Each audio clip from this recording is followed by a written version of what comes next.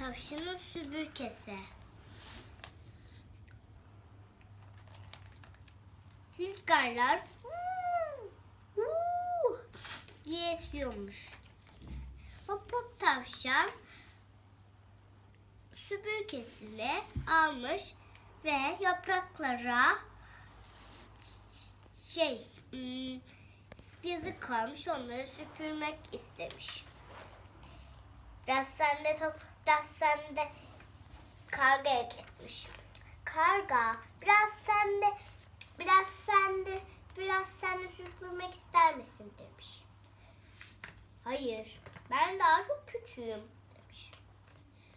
Bir fare gelmiş, çukur faresi. Ona evini yıkacakmış az kalsın. Lütfen benim evimi yıkma. Burası benim evim. Ve bir daha dışarı çıkamam yoksa. Arayacak yerler bulamadım demiş. Hop hop tavşan buna çok yazık kalmış. Hemen ayıya kahve içmeye gitmiş. Sonra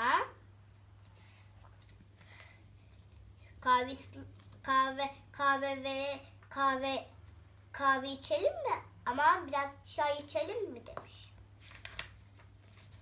Ama hop hop tavşan az önce süpürgesi yokmuş. Nerede acaba? Nerede demiş. Bir kargaya soralım. Eminim o nerede olduğunu biliyordur. Karga, süpürgemi gördün mü demiş. Yok görmedim demiş. Buldum.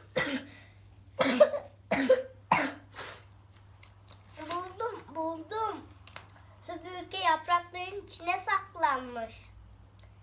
Bir daha hiç süpürgenin yanından ayrılmayacakmış.